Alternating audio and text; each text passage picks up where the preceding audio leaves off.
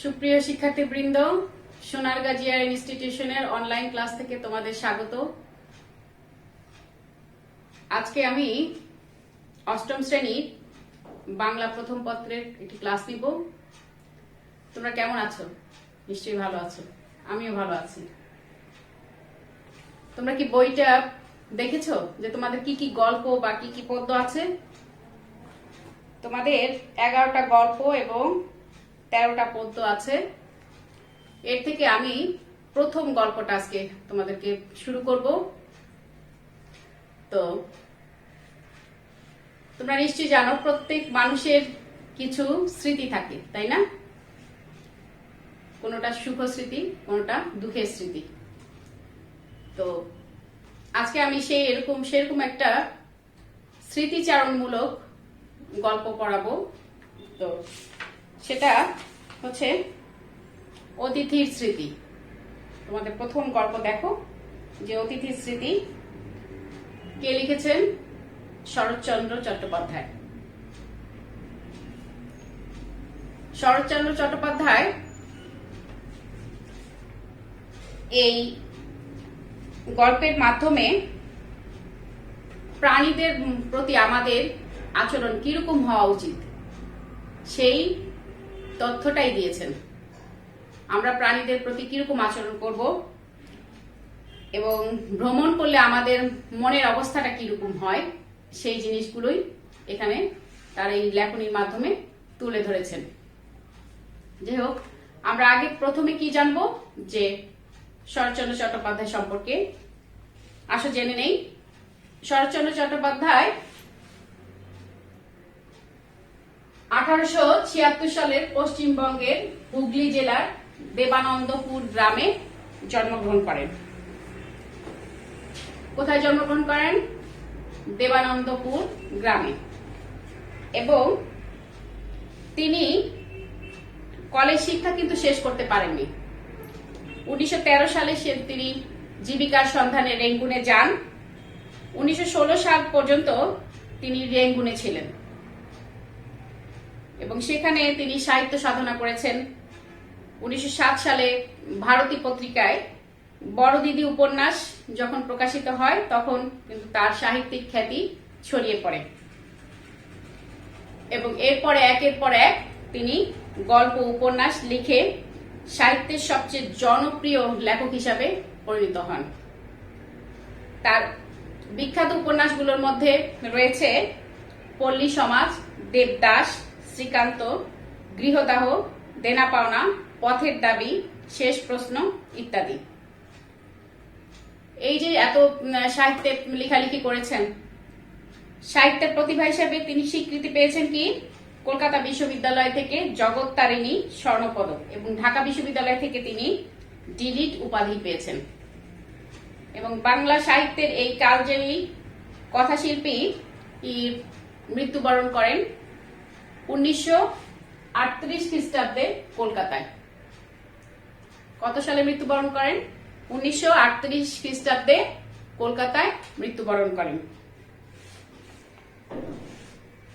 এই অতিথি স্মৃতি গল্পটির আগের নাম ছিল হচ্ছে দেওঘরের স্মৃতি। দেওঘর হলো ভারতের ঝাড়খণ্ড রাজ্যের 5ম বৃহত্তম শহর। এটি সাতাল পরগনা বিভাগের দেওঘর জেলায় সদর শহর। আমরা আসলে মনে করতাম যে দেওঘর হয়তো একটা চিকিৎসালয় বা কোনো কিছু চিকিৎসা কেন্দ্র, কিন্তু আসলে কিন্তু সেটা না।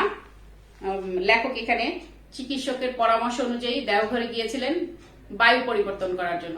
আগে যখন মানুষ অসুখ বিসুখ হতো, যাদের সামর্থ্য থাকতো তারা কি করতো, এক জায়গা থেকে সেই জায়গায় থাকলে হয়তো দেখা যেত তাদের জীবাণুটা শেষ হবে না বা তারা সুস্থ হবে না। তখন চিকিৎসকরা পরামর্শ দিতেন যে তোমরা বাহিরে যাও, অন্য কোনো জায়গায় গিয়ে ঘুরে আসো, তাহলে সেখানে তোমরা সুস্থ হবে।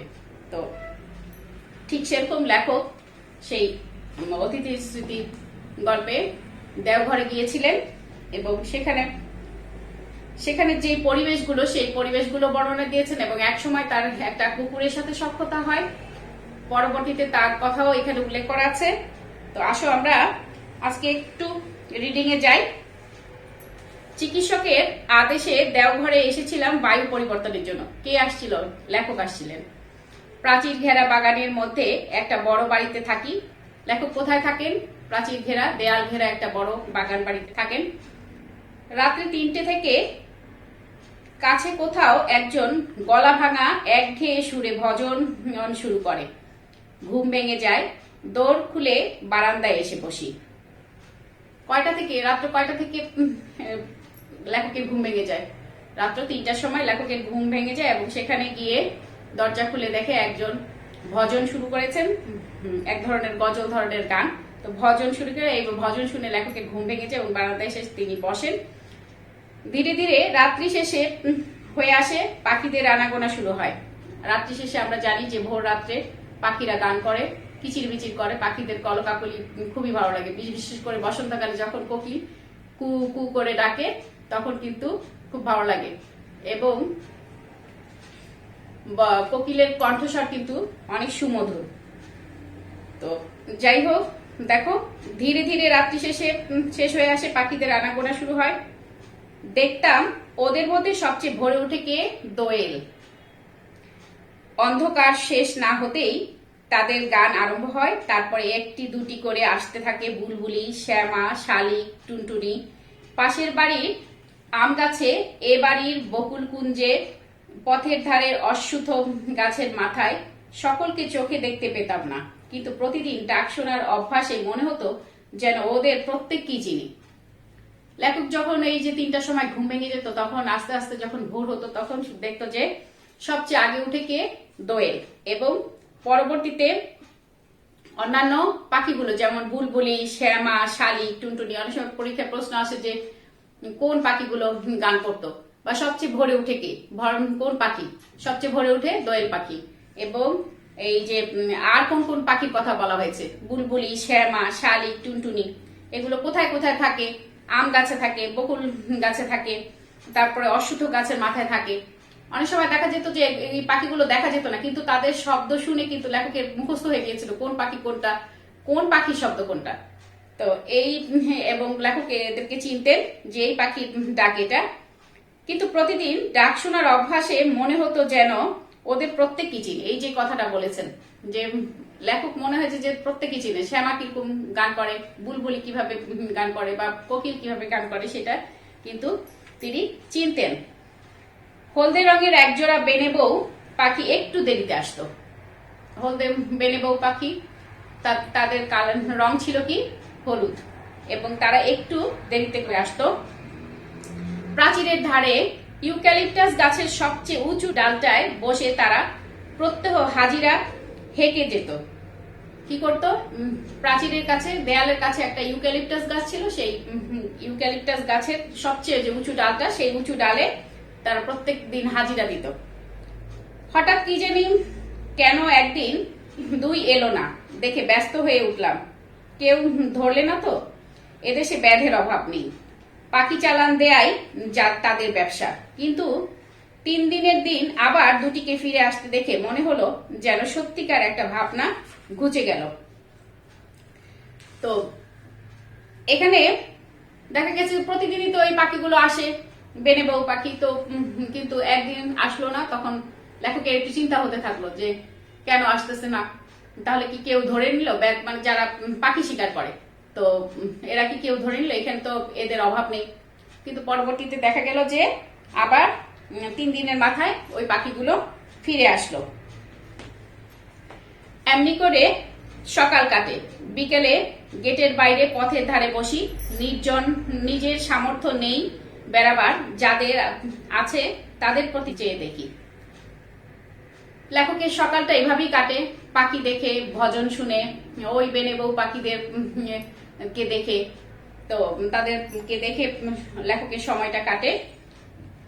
কিন্তু লেখকের কিন্তু বেড়ানোর সামর্থ্য নাই, মানে লেখক ঘুরে বেড়াতে পারেন না, তেমন একটা সামর্থ্য নেই। কিন্তু যারা ঘুরে বেড়ায়, এই যে পাখিরা, পাখির মতো তো আমাদের ঘুরে বেড়ানোর সামর্থ্য নেই যে আকাশে উড়ে বেড়াই। তো লেখকও ঠিক সেই কথাটাই বলেছে, আকাশে উড়ে বেড়ানোর সামর্থ্য নেই, কিন্তু তাদের যে ঘোড়াটা, সেই ঘোড়াটা তিনি দেখেন। দেখতাম মধ্যবিত্ত গৃহস্থের ঘরে পীড়িতদের মধ্যে মেয়েদের সংখ্যাই ঢের বেশি। পীড়িত মানে কি? যারা কি বলতো দেখি? পীড়িত যারা অসুস্থ। তো যারা অসুস্থ তাদের মধ্যে দেখতো যে মধ্যবিত্ত গৃহস্থদের ঘরে মেয়েদের সংখ্যা বেশি। প্রথমেই যেত পা ফুলো ফুলো অল্প বয়সী একদল মেয়ে। কারা যেত? একদল অল্প বয়সী মেয়েরা, পা ফুলো ফুলো। বুঝতাম এরা বেরি বেরি আসামি। বেরি বেরি রোগের লক্ষণ হচ্ছে পা ফুলে যাওয়া, হাত পা ফুলে যাওয়া। এটা হচ্ছে বেরি বেরি রোগের লক্ষণ। ফোলা পায়ের লজ্জা ঢাকতে বেচারাদের কত না যত্ন। মোজা পরার দিন নয়, গরম পড়েছে, তবুও দেখি কারো পায়ে আট করে মোজা পরা, কেউ বা দেখলাম মাটি পর্যন্ত লুটিয়ে কাপড় পরেছে। সেটা পথ চলার বিঘ্ন, তবুও কৌতূহলী লোকচক্ষু থেকে তার বিকৃতিটা আড়াল রাখতে চায়। আর সবচেয়ে দুঃখ হতো আমার একটি দরিদ্র ঘরের মেয়েকে দেখে। সে একলা যেত, সঙ্গে আত্মীয় স্বজন নেই, শুধু 3টি ছোট ছোট ছেলে মেয়ে। বয়স বোধ করি 24-25, কিন্তু দেহ যেমন শীর্ণ, মুখ তেমনি পাণ্ডুর। কোথাও যেন এতটুকু রক্ত নেই, শক্তি নেই নিজের দেহটাকে টানবার। তবু সবচেয়ে ছোট ছেলেটি তার কোলে। সে তো আর হাঁটতে পারে না, অথচ ফিরে আসবারও ঠাঁই নেই।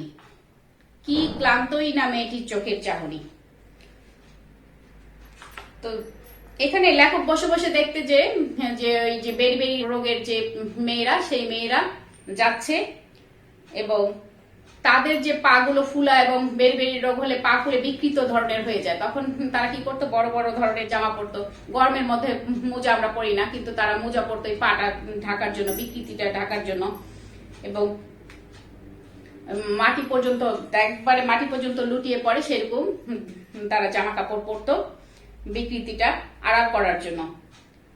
আর তার যে সবচেয়ে বেশি লেখকের কষ্ট হতো, একটা দরিদ্র ঘরের মেয়ে, গরিব ঘরের মেয়ে কি করতো? একা একা যেত। সে তার ছিল একদমই চিকন, শীর্ণ এবং ফ্যাকাশে ধরনের। তার গায়ে মনে হতো যে একটু রক্ত নেই এবং দেহটাকে, নিজের যে দেহটাকে টেনে নিয়ে যাবে সেই শক্তিটুকু নেই। কিন্তু তারপরও দেখা যেত তার যে ছোট ছেলেটা, সেই ছোট ছেলেটা তার কোলে আছে। এবং সে কারণ কি? ছোট ছেলেটা তো আর হেঁটে যেতে পারবে না। এবং মেয়েটার চাহনি খুবই ক্লান্ত ছিল। সেদিন সন্ধ্যার তখনও দেরি আছে।